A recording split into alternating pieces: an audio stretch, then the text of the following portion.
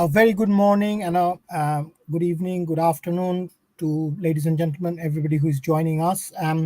It is 7 o'clock in the morning from Rhode Island, USA, 12 o'clock in the afternoon, London, UK, 1 o'clock in the afternoon, Paris, France, and 5 p.m. in Dhaka, Bangladesh. My name is Priyajit DebSarkar. I will be hosting today's session and I'm joining in from London. And on March the 25th, 1971, 53 years ago, the West Pakistani Army, along with local collaborators, perpetrated horrific atrocities in Bangladesh. Today, we pay tributes to the victims, and the theme of the webinar today is that we are seeking justice for the victims of this horrific Bangladesh Liberation War. It's 53 years, and we are still counting. I'm going to do a very quick background of the organizer, and we are going to also launch a website today. So the Genocide 71, the website I'm just going to broadcast now, is an initiative of both Mukto Ashur in Bangladesh and Bangladesh History Olympiad. So I'm just going to take control of the screen and briefly present this website, and then we are going to go to our August panel of speakers whom we have lined up, and we will hear their deliberations. So I'm just going to present the website very quickly.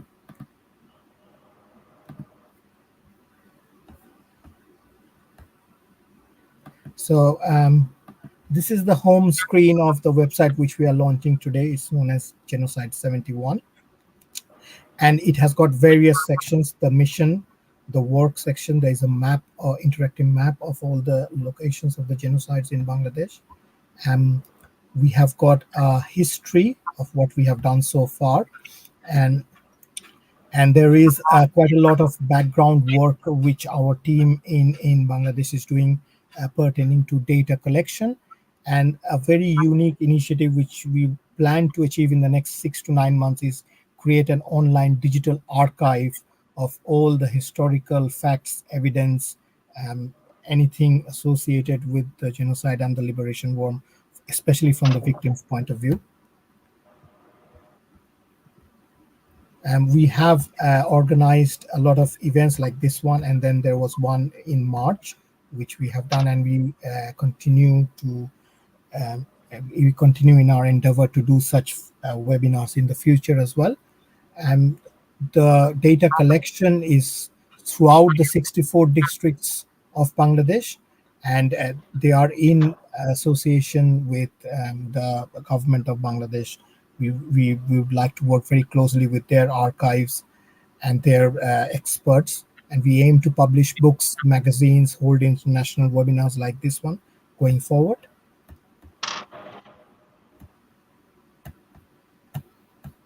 That's the upcoming.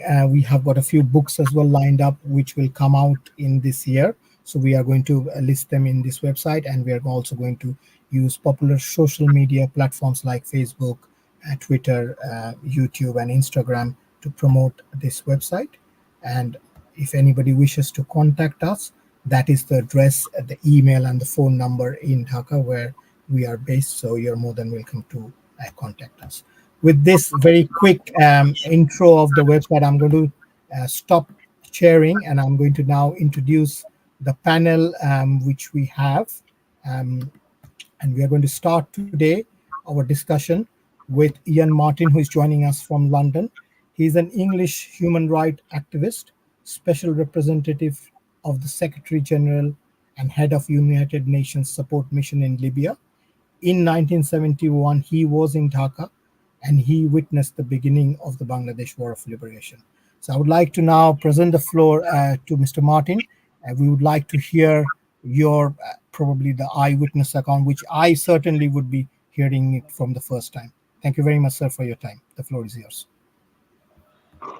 Thank you, and greetings from London to everyone, perhaps especially, if I may, to those in Bangladesh, and my warm appreciation to the organisers and indeed to everyone who works to keep alive the memory of what happened in 1971.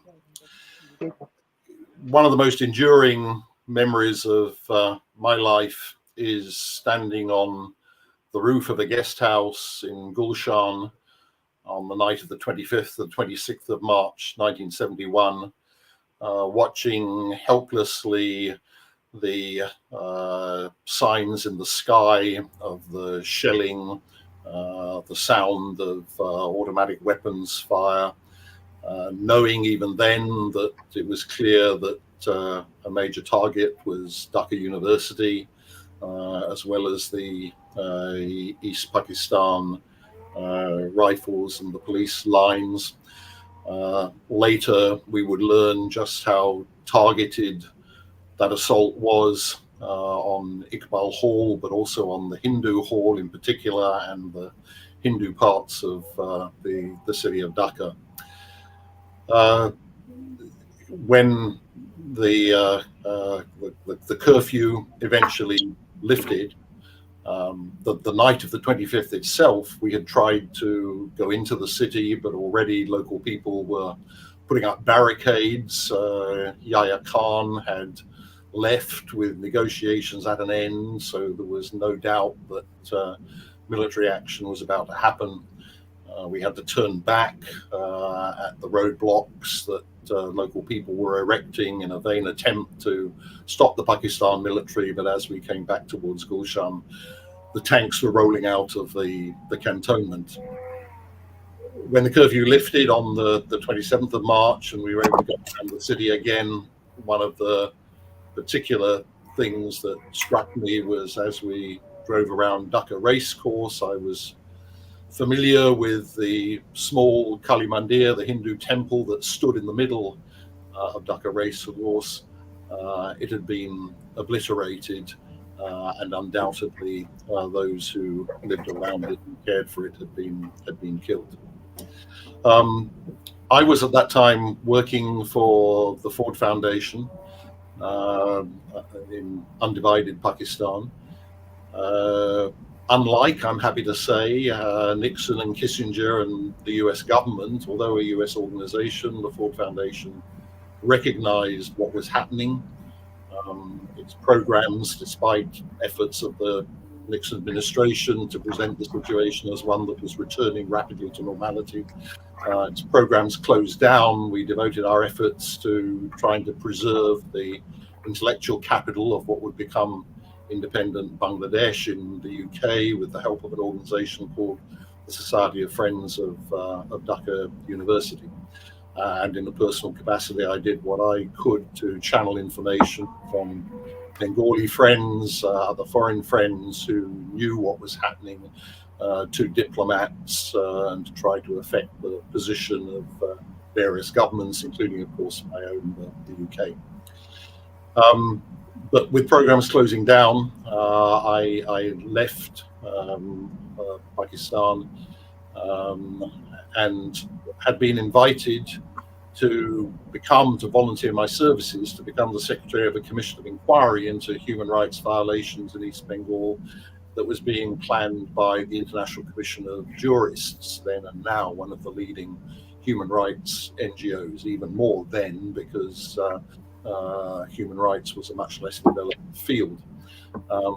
And I was still involved in trying to raise the funding for visits we would make to take testimony from refugee camps in West Bengal, because we wouldn't be admitted across the border into what Islamabad still regarded as East Pakistan, when the Pakistan army surrendered.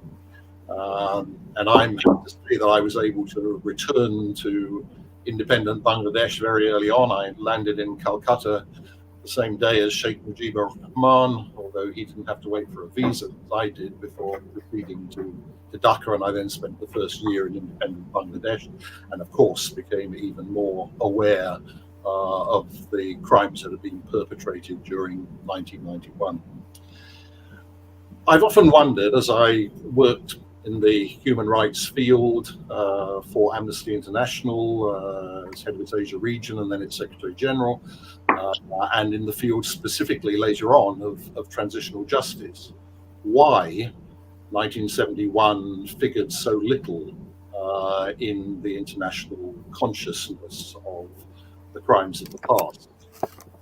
The most widely read book on genocide is probably Samantha Power's book, A Problem from Hell.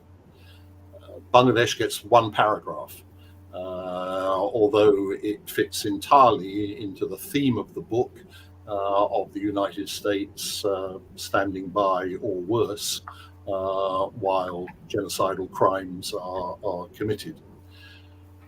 I think one reason is that in 1971 there was not the human rights world, let alone the more specialized transitional justice world that exists today.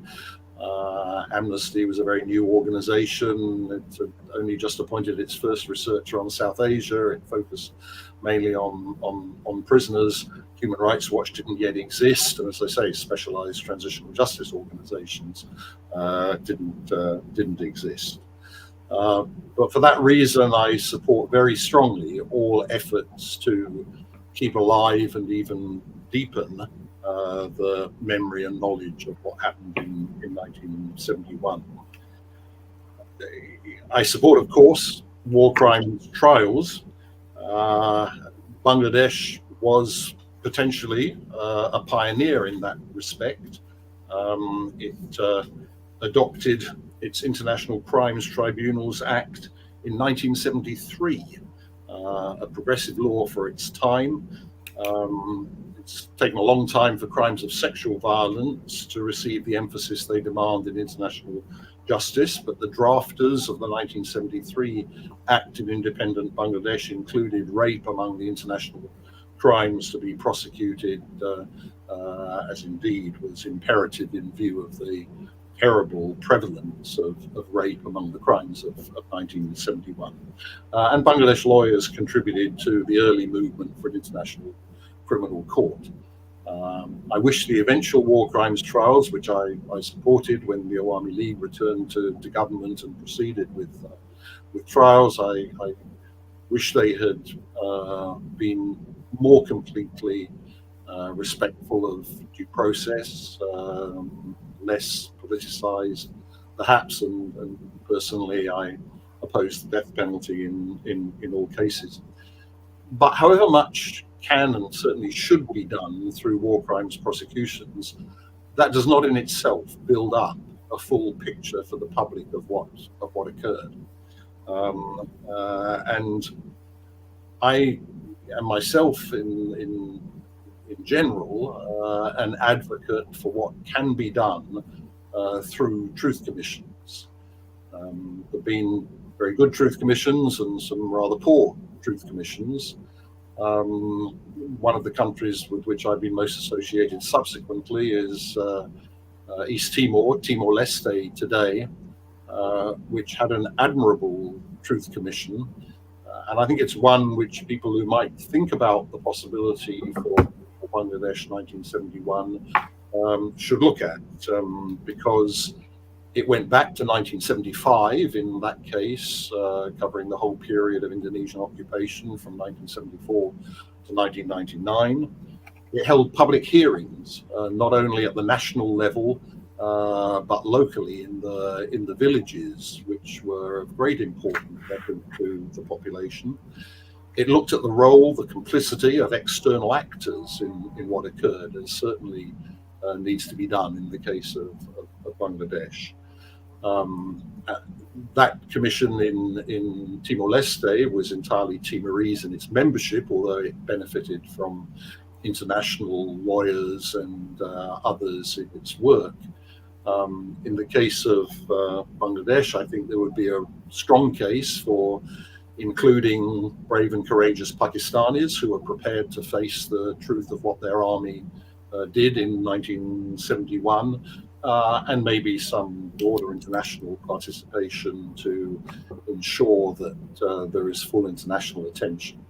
But that's a personal case I make and would invite others to reflect on. What is important is that the crimes of that year are not forgotten. And as I said, I warmly appreciate and happy to join today in your efforts to keep that memory alive. Thank you. Thank you very much, Ian.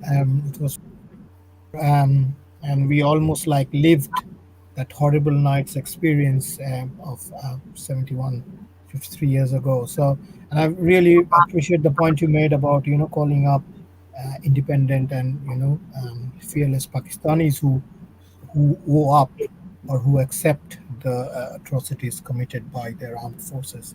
Thank you so much, ladies and gentlemen. Now I would like to introduce Dr. Syed Muntasir Mamun.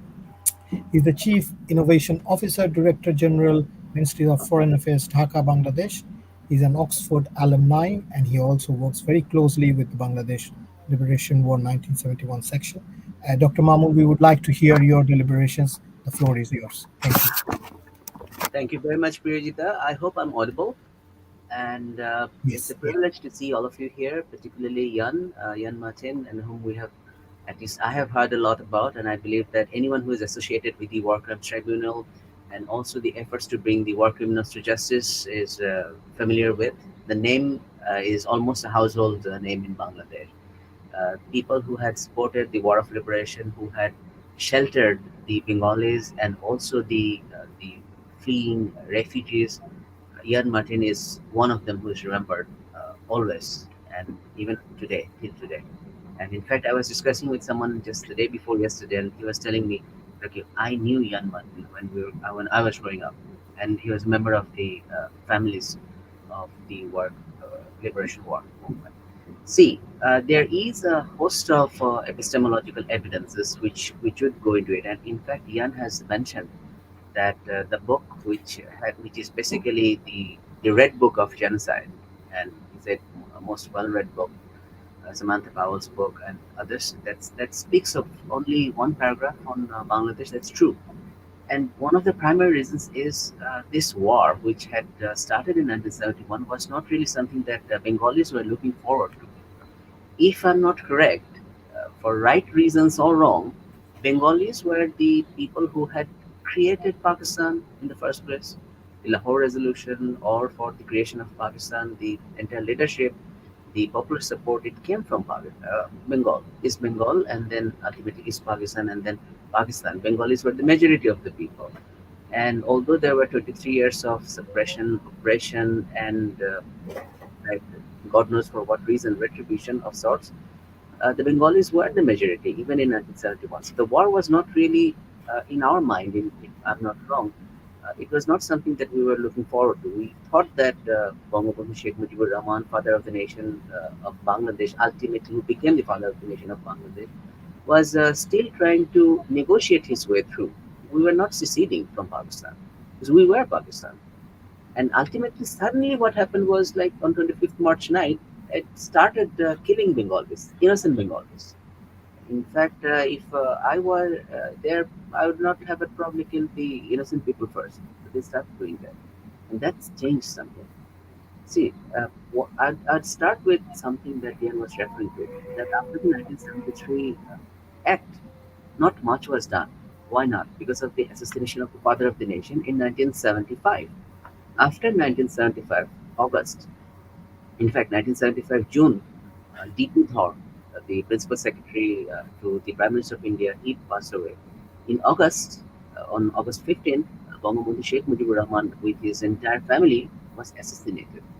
Cold-blooded assassination. Even children were not excused.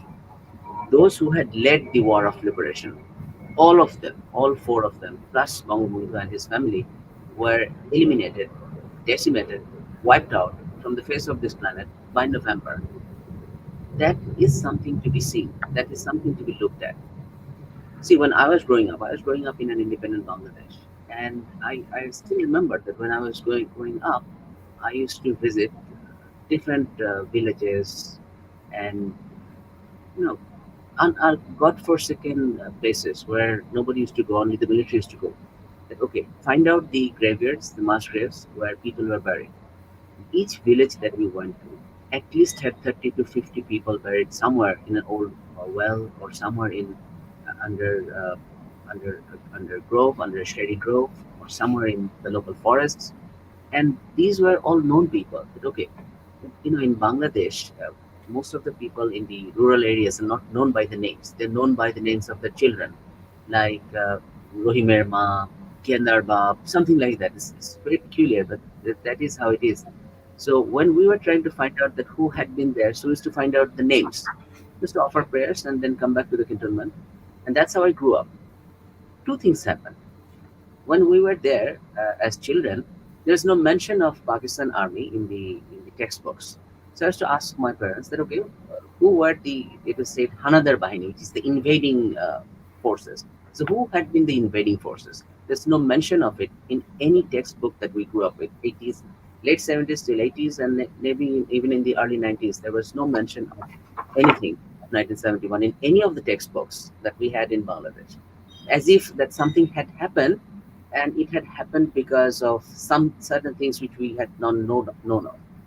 Ultimately, the epistemological and also the ontological impact started taking shape after Jahanara Imam took to the streets.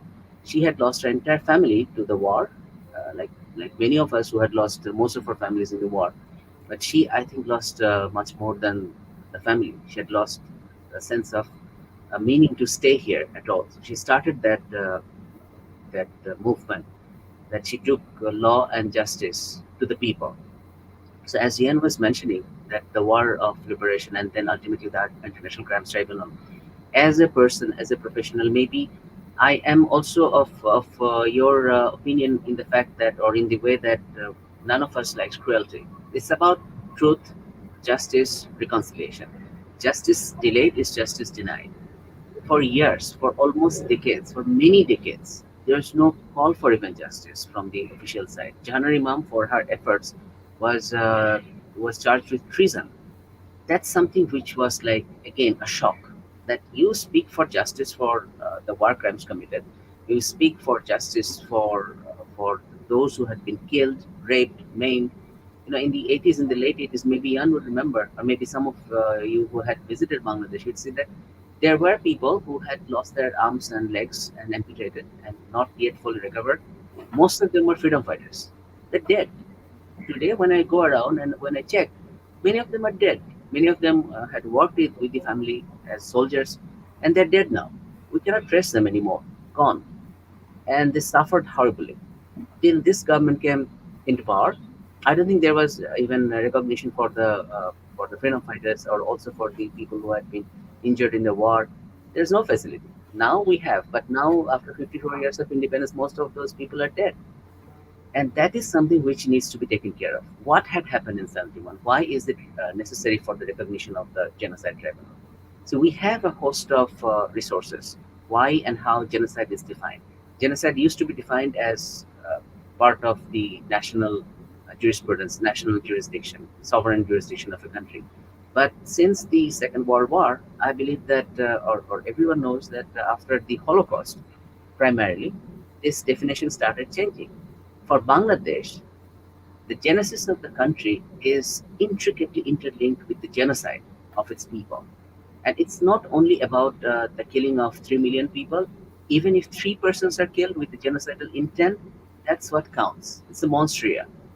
So, if you look a little bit beyond the 5 points marker, and also the 10 stages of genocide, construction of genocide, and its entire narrative architecture through which you identify genocide, it's there. We'll actually will be working with the History Olympiad and the Minister of Foreign Affairs, because you might be you'd be very happy to see that Minister of Foreign Affairs has set up its first genocide wing, genocide recognition wing, in this year, after we had spoken last April.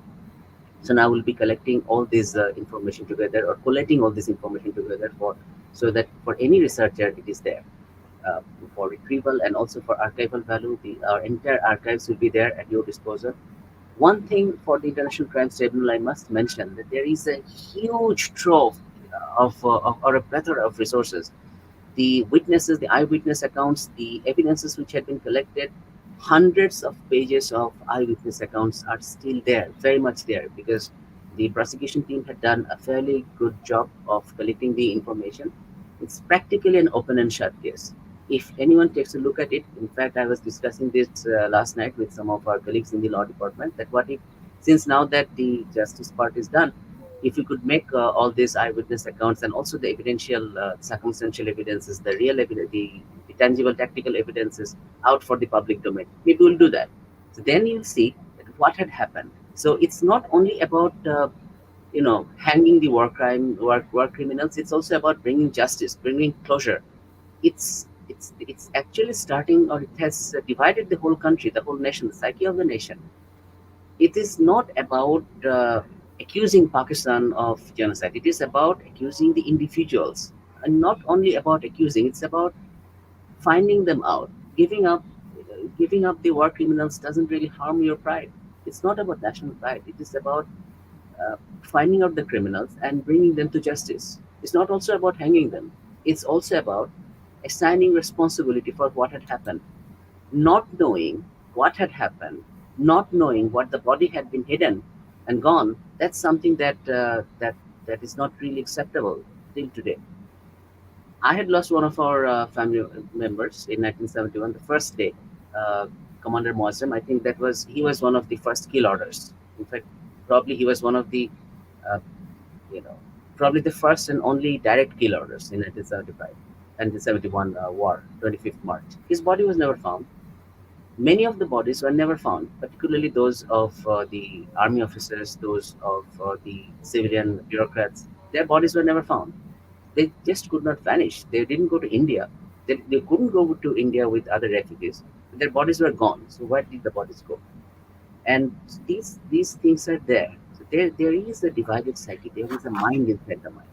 So the attribution of responsibility, bringing those responsible, culpable for the commission of the genocide to justice, is a want for of time, and it's for the national psyche.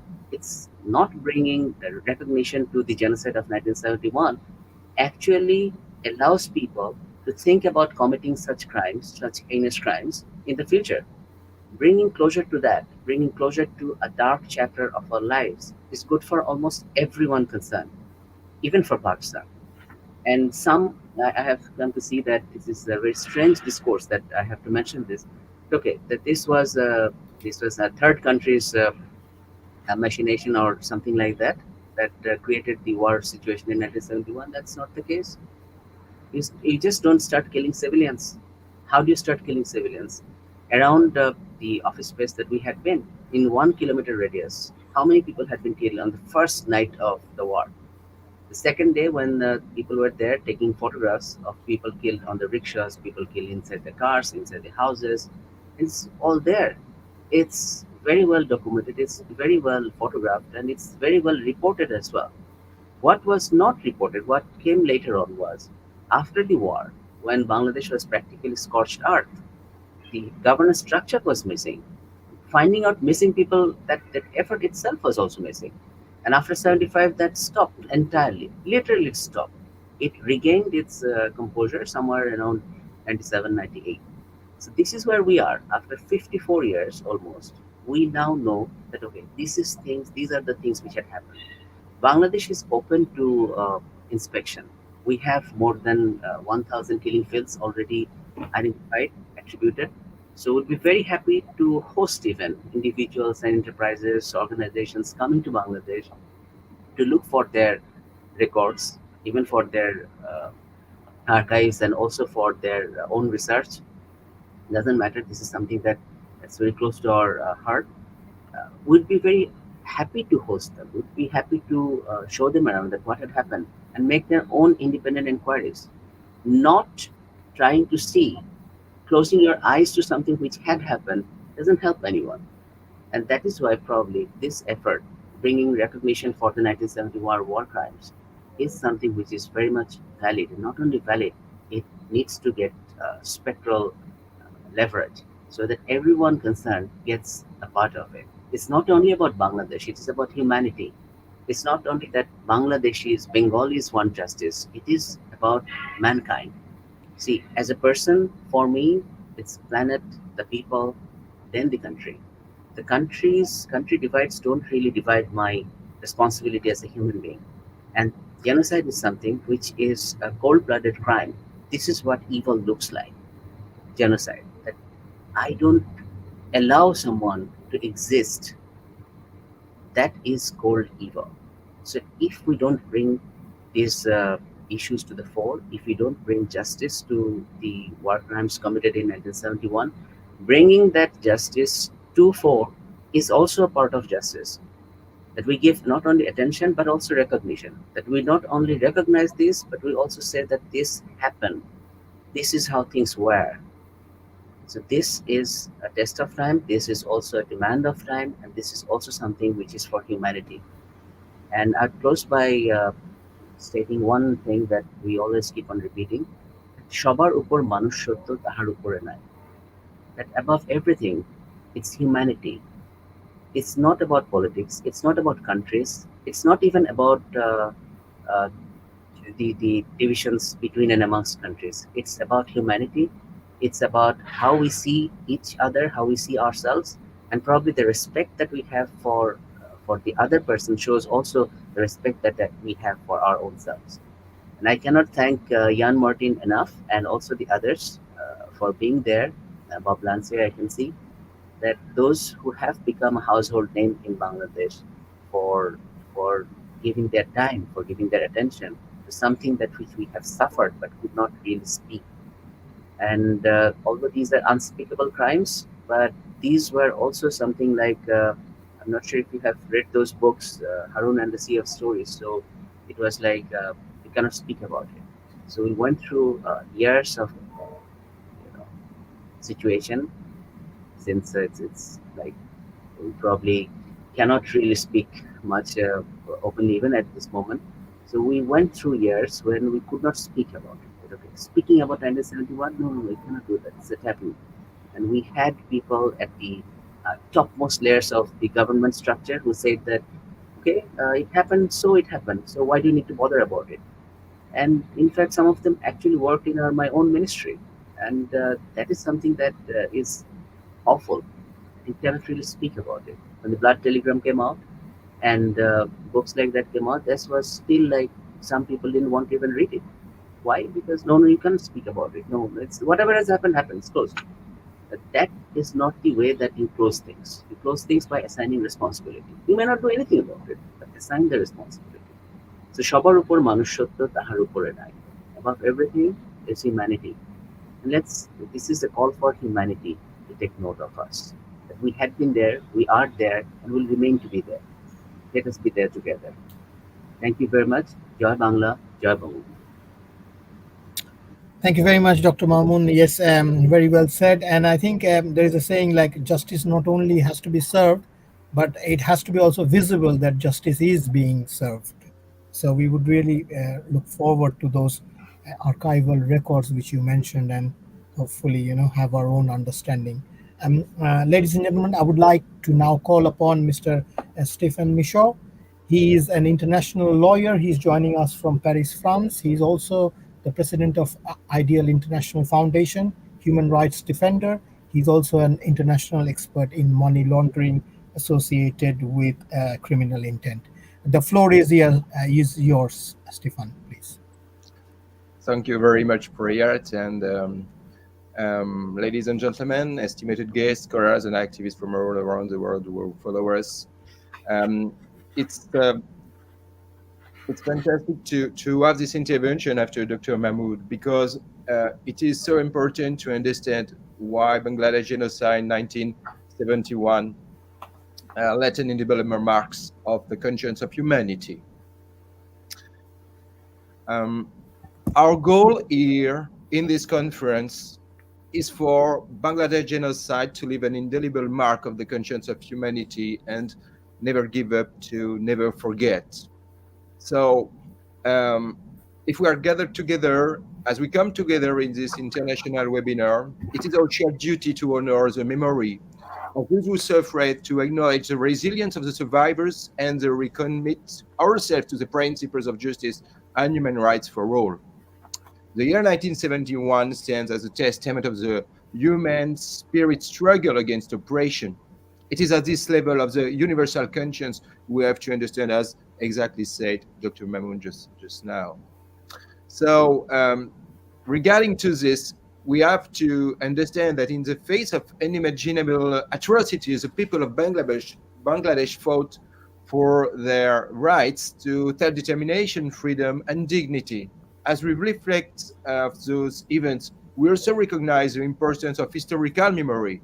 Remembrance is not merely an act of looking back, but a commitment to the future, a pledge to never allow such atrocities to happen again.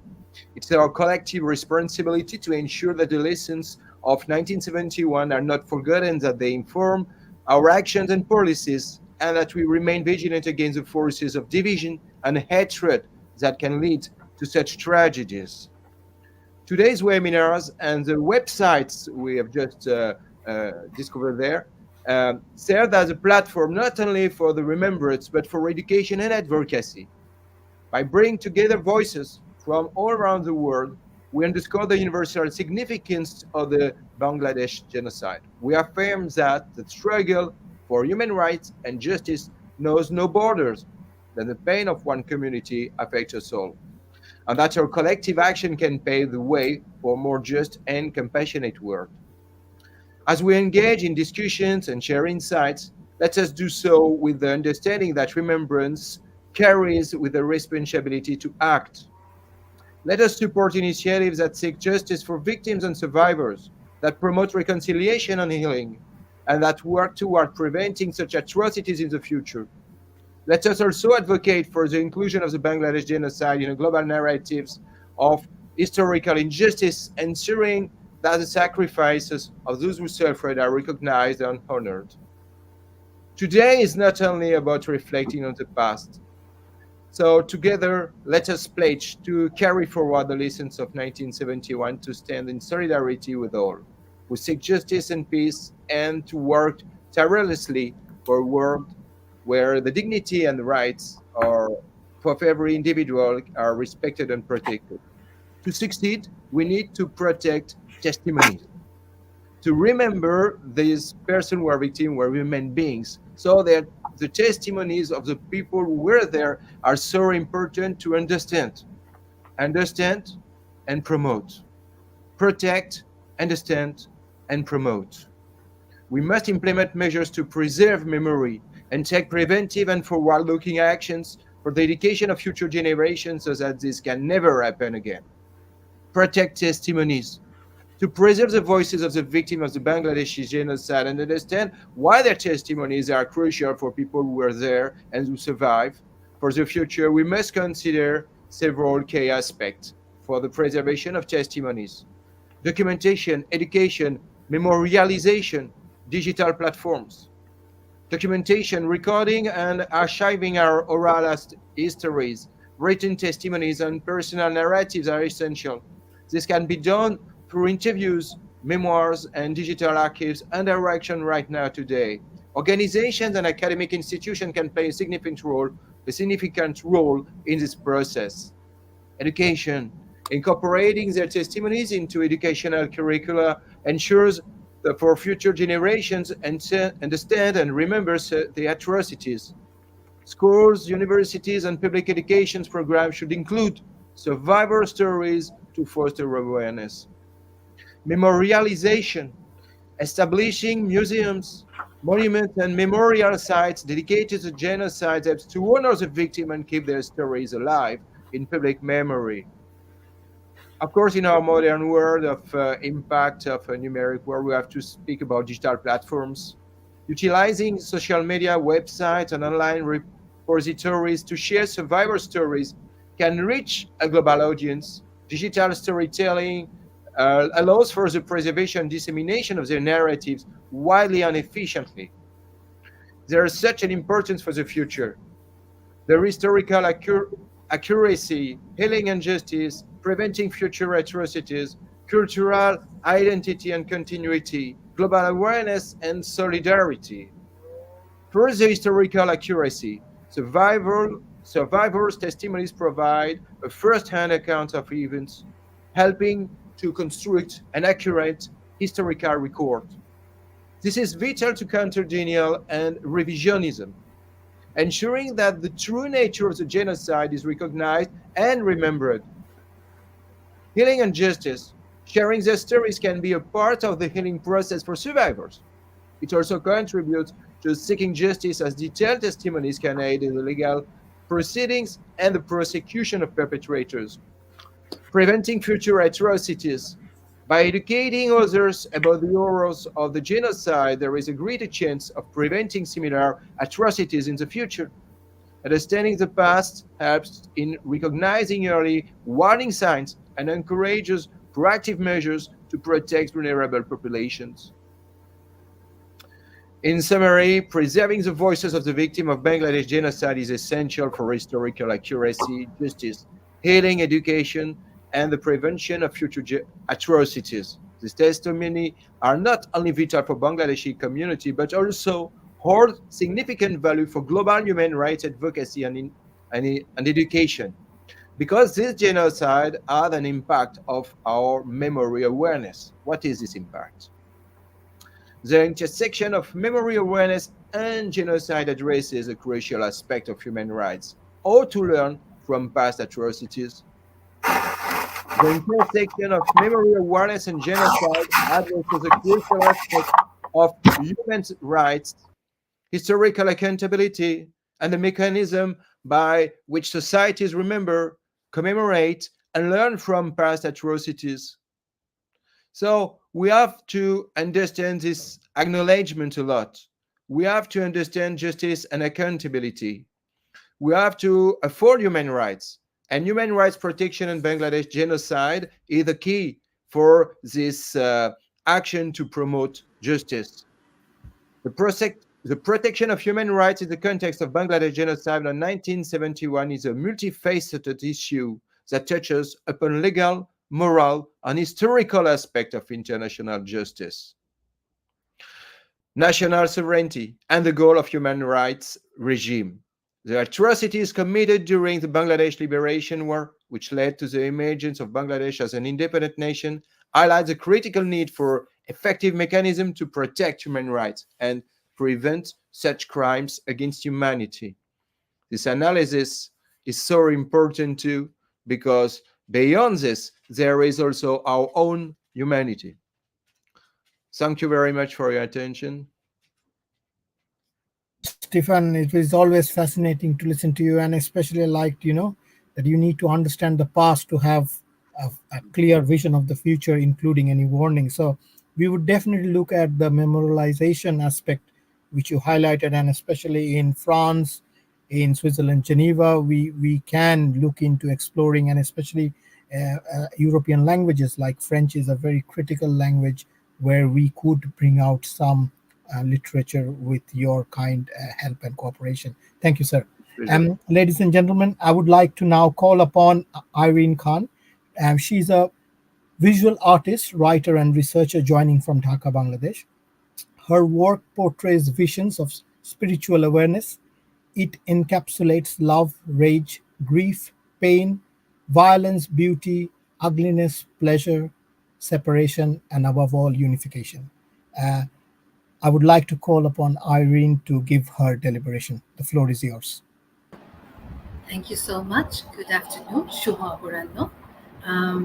It's my pleasure to join in this program and share this space with so many knowledgeable people who have worked on this issue, on this important issue. So, as I was introduced, I'm a visual artist. I'm a research analyst. I studied international relations. I worked as a security analyst for many years, and I use my writing analytical skills and my knowledge, and use art and writing as my medium, and creative medium as my outlet to portray my thoughts.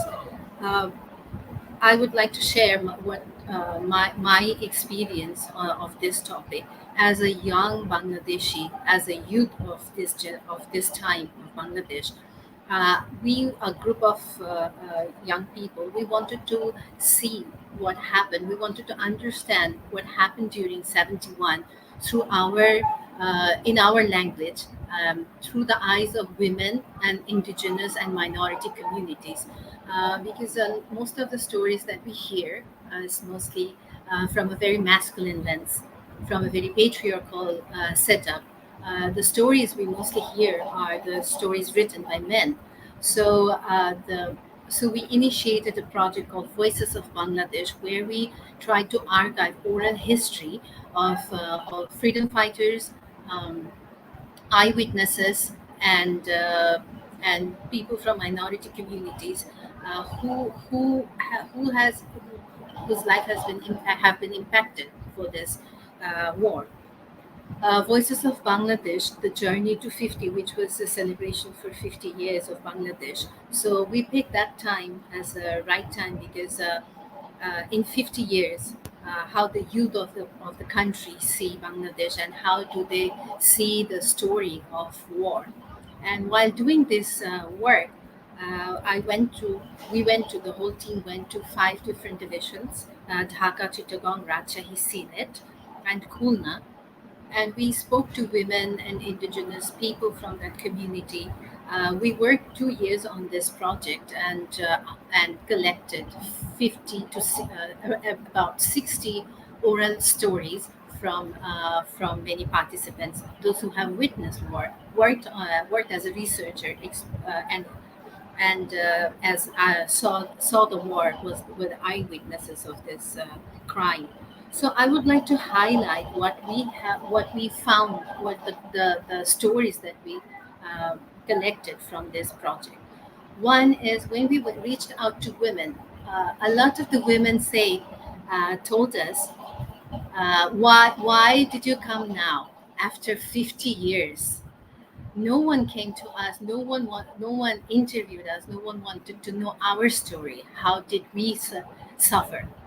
So that was we call this word obhiman, which is not exactly rage or anger, but an emotional stand that they were sad that they were not being heard for all these years. So so we found out that a lot of women did not was not only victims of rape, they also participated as freedom fighters. A lot of women, they received armed training, and they received they worked as spies, they worked as messengers, they fed people. People contributed in many different ways. A lot of the women who migrated to different refugee camps and to the adjacent areas, they say how they took care of each other, how they gave their service as nurse, and helped other people, helped who were wounded. So it was a contribution of the whole nation in many different layers. And after the war, after December, many people say that they found many bunkers where hundreds of women were captured naked. Uh, Only rape would not define the torture, the atrocities these women have been through. It's it was physical mutilation. It was extreme torture. Their heads were shaved. They were bald. They had no clothes in their room. They were all naked, and they did not have washrooms. They were given small pots uh, to use for their waste, and they were not fed water or food all day. So the soldiers, Pakistani soldiers, they would come back from the war in the evening or at night, and would do immense torture on these women. They were allowed to go out one by one to wash themselves and their pot, and had to come back again. Their heads were shaved because a lot of women tried to commit suicide with their long hair, and they tried to help each other to commit suicide, to kill each other, to get release from this extreme torture. And hundreds and thousands of women were displaced, children were displaced. It was a deliberate action.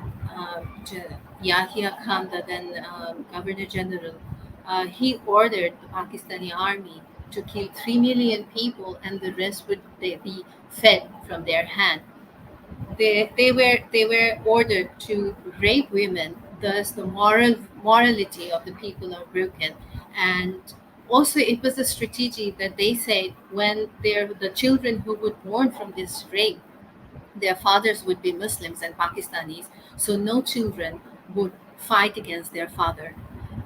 So this deliberate action that led towards this mass murder, which is a genocide that the whole nation is carrying, the trauma, the memory that the whole nation is carrying from this atrocity, which is largely unrecognized. A huge chunk of this crime is labeled as rape, or these women are known as birangona, but it cannot be. People cannot. Those who have participated in this war cannot be labeled in one category. There were like layers of events. Layers of atrocities that took place during this time. And I'm particularly focusing on women and minority groups because they were the most vulnerable. The Bengali Hindus were targeted. Yahya Khan ordered his army to kill all the Hindus. So it was a war to pure the impure in East Bengal, because they were saying that these people are they have a Muslim name, but they are Hindu at heart.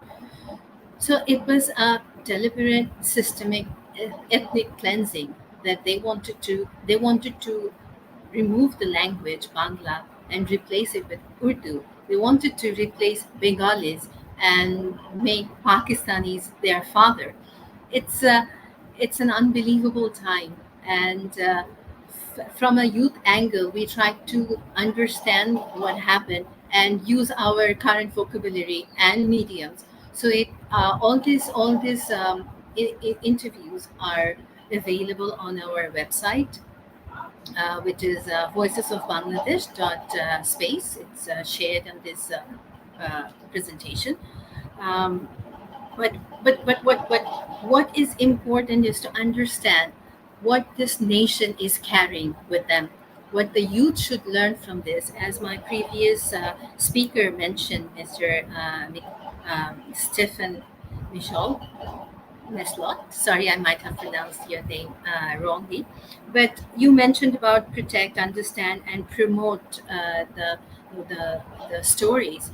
That's what we intended with this project, to tell the new generation, the future generation, of what happened, to archive what happened. Does these stories remain with us, and we know from where we come, and the responsibility we should carry.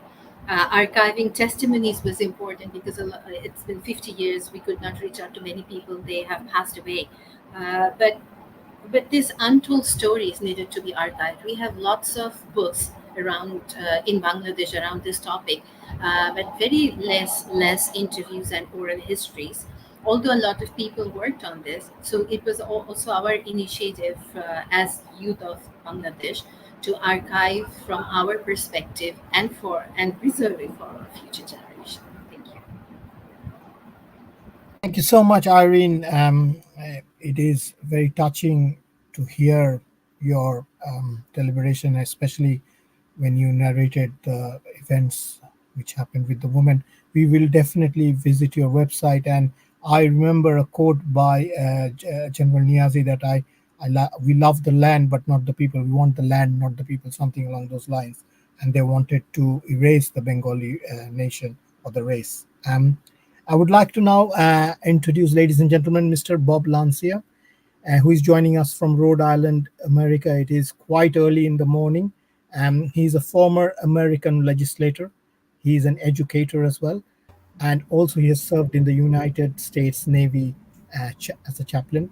And Bob is a great supporter of our cause, so we really appreciate you, Bob, joining us from across the Atlantic. The floor is yours, please. Thank you. Thank you so much, and good morning. You can hear me okay? We can hear you, yes. Okay, great. Well, thank you for allowing me to be here today. Let me start by saying that, as I read about the 1971 Bangladesh genocide, one thing remains clear to me, and that's that the Bangladesh genocide of 1971 remains, I think, understudied and still little known outside the immediate region. That's one thing I think comes right to mind. Also, is it changing? Well, efforts like these and those books that you're writing and what we've just heard from some of our presenters is changing that, and it's becoming more widely known and understood. But I want to say, talking about our last speaker, we definitely do not want to forget that rape was a primary weapon of this genocide. And the numbers, anywhere from 250,000 girls and women were raped, many of whom were abducted and repeatedly raped in army-run rape camps. And the Pakistan Army looted and burned numerous population centers. But why do I share these facts? Because while there have been efforts to address the atrocities, I think we can all agree that full justice still remains elusive. However, there are some bright spots. There was the international recognition due to the United Nations recognizing the Bangladesh genocide through Resolution 1430. There have been extradition attempts of Pakistani military officers. There was global advocacy, and we're seeing that today. Such work keeps the memory of victims alive and demands accountability. Now, here in America, as you were aware, the resolution was introduced in the House of Representatives in Washington, D.C. back on October 15th, 2022 by Congressmen Ro Khanna and Steve Chabot. And as Steve Chabot tweeted at the time, he said, "We must not let the years erase the memory of the millions who were massacred. Recognizing the genocide strengthens the historical record, educates our fellow Americans, and lets would-be perpetrators know such crimes will not be tolerated or forgotten." I made the point during one of our previous broadcasts when we were together that simply regurgitating numbers, as well as describing the atrocities, is not enough. These were people, individuals with hopes and dreams, whose lives were snuffed out, who barely had a chance to live.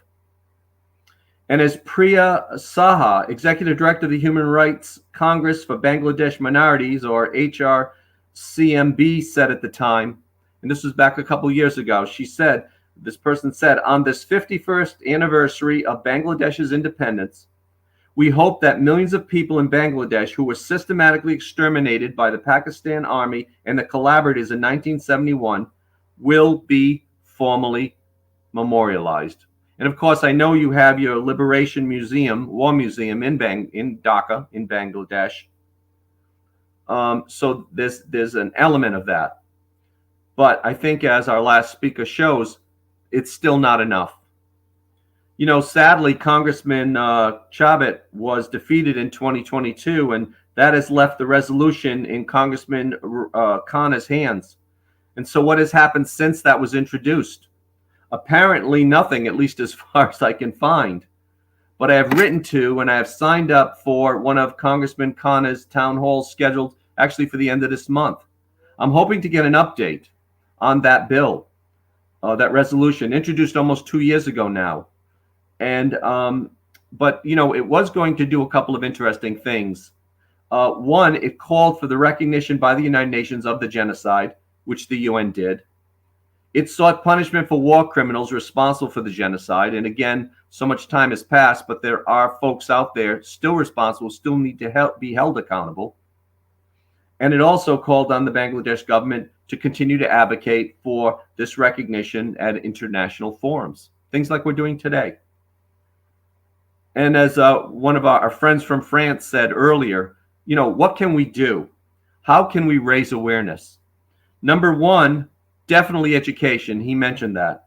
Spreading the story of what happened at schools and universities around the world and encouraging them to include this topic in their curriculums. And also by offering seminars and workshops on the tragedy. Two, again, our friend from France mentioned social media. Using social media platforms like Twitter, Facebook, and Instagram to share articles, documentaries, and personal stories while using hashtags to create a wider audience. Another one, and our last speaker is doing some of this, art and culture. Create art, music, poetry, or literature that reflects the impacts of the genocide, as artistic expressions can evoke sympathy and understanding. So important. Having community events, organizing events, discussions, and film screenings, something we're doing here. Inviting survivors, historians, and experts to share their insights. Collaborating with NGOs, non-governmental organizations. Partnering with organizations working on human rights, social justice, and genocide awareness. Support their initiatives and participate in campaigns together. And as our first speaker said, who was witness to a lot of this, a lot of these organizations didn't exist when this first happened. So now that they do, it's important to utilize them. And of course, do what we're doing. Advocate for recognition. We can write letters or visit in person policymakers and legislators to help continue to raise awareness in political circles here in America and around the world. And also, finally, to remember the victims. Observing anniversaries related to the genocide. Lighting candles, holding memorial services to honor those who lost their lives. I'd like to say in closing that we need to take every effort, no matter how small, because it contributes to the historical memory and preventing such atrocities in the future. And one of the things our last speaker talked about was remembering the trauma and also PTSD. And a lot of my work recently, I'm at Providence College. I'm working on my 5th degree, a master's in secondary education, urban teaching, social studies curriculum. And a lot of my focus is on trauma and trauma-informed teaching. And my doctorate was in PTSD and spirituality. So I've really been working in these areas. And I think they're so important because there are scars that remain, and we need to be sensitive to that and help these people and help them if they're suffering and holding it in to come out and share it. And, 53 years have passed now, but, young people, maybe 16, 17, 18, maybe still suffering, and we want to be sensitive to that. And finally, last time we were together, I mentioned about Yad Vashem, the Holocaust Museum in Jerusalem. And, they have what they call the Hall of Names, pages of testimony, short biographies of each victim. They took it upon themselves to try to register each and every victim. And what do we say? 6 million Jews were exterminated during the Holocaust, World War II. They tried at this museum, and I visited there with my wife, Marianne. They've tried to share every single story, to recognize every individual. And our last speaker, 56, biographies, interviews, and yes, many people have passed, but it doesn't mean that we can't somehow try to record these names and to remember these individuals and to build, yes, a database. And our speaker from France talked about a digital record, but to try to list every single name, try to recognize every individual possible, a book of names to show that these people existed, that their lives were important, again, that they had hopes and dreams, and that they're not forgotten. And, so that's where I am. And I can't tell you what an effect that visit to that museum in Israel had on me and my wife. And so I would encourage this body, and so much good stuff being done. And I'm going to do my part here in America. But we want to, if we can, find a way to begin to even list names, a book of names of these individuals. Try to talk about some biographies and develop again, a registry of all the individuals whose lives were cut short, or who participated, in this war of liberation, trying to help and save this country and made Bangladesh what it is today. I think that's so important. And, that's something I think we should continue to try to work on and find a path for. And I'll just close with this. We talked about the United States and Bangladesh, and, it's interesting to me that Bangladesh is now the 5th largest internet user population in the Asian Pacific theater. Think about that. So we do have that ability. The country is also expected to become the 26th largest economy in the world and the 9th largest consumer market by 2030. So Bangladesh has created a footprint in the world, a positive footprint, and they're doing a lot of great things. But going back to 71 and what happened, we never want to forget that. Yes, because as our friend from France talked about, by doing that, we hope to prevent atrocities in the future. And Bangladesh can be such a leader in that. Again, something as simple as continuing to share the stories, but to share the stories of actual individuals, that they were born, they existed, they had hopes and dreams, and that they had hoped to make a difference. And we want to celebrate and honor that for today, tomorrow, days and weeks ahead, and the decades ahead. Thank you so much.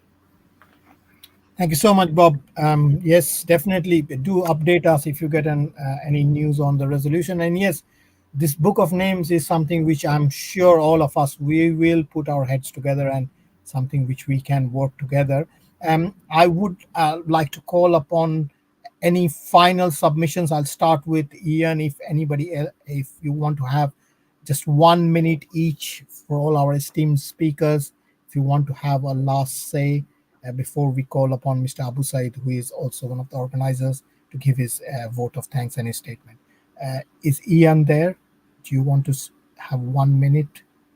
If not, good evening. Thank you very much, Bob Lancia. Priyajit. So getting to all, during the webinar, we listened to various input speakers. We have learned the horrors of the genocide in Bangladesh. It was a very sample that one of the biggest genocide in the world. It is not internationally recognized it. Many people were working and research on this, but it may be not a biggest internationally scope. So with him, we started working September 2017 in Bangladesh. We try to fill out of messenger West Cave and home shelter house in all of the 64 districts. We published a journal about them in 2018. Then we felt that it was important to take that opinion of eminent international expert to join our effort for that purpose. We are organizing and series to international webinar to continue of this processing in the second webinar organized. Joining us today are Ian Martin, Priyajit from UK, Bob Lancia from USA, Stepĥeně from France, and Syed, Muntasir, Mamun, Ayreen Khan from our country. Many thanks and grateful to all. In this way, we will work together to achieve international recognition of the genocide in Bangladesh. I humble full request everyone to support us. This was the fashion you have wanted till now. We have already started working with digital archive called Genocide 71. Our aim will be to becoming a repository. All of our information about the genocide in Bangladesh is represented in multi-languages. We also will be organize international webinar consistently as well, raise awareness. Today, topic was discussed as he was the victims of 1771 Bangladesh 53 years and counting. The women children orders most unfortunately victim of genocide in Bangladesh. Besides collecting time information, we are try to highlight the initiate of genocide almost of youth in Bangladesh.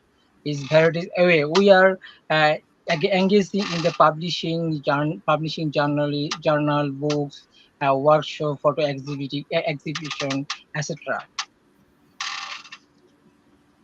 Organizing meeting and seminar conference with them, the working on the awareness of genocide Bangladesh in our country and above. Above all the goals is to take the genocide of Bangladesh to the highest internationally level. Many thanks and gratitude to all again. Thank you, Muntasir, History Olympiad, Bangladesh Research Society, Udar Akash, uh, and many organizations attend this webinar. So we are grateful for the supporting for humble initiative. We request to be visit our website www.genocide71.org and share spreading the world. Oh, thank you very much. Joy Bangla. Thank you very much. We bring an end to today's session, and we look forward to having much more interactive and informative sessions in the future. Thank you, everybody, for joining. We really appreciate your time, and have a nice morning, evening, afternoon, wherever you are from. Thank you. All the best. Bye-bye. Thank you. Please.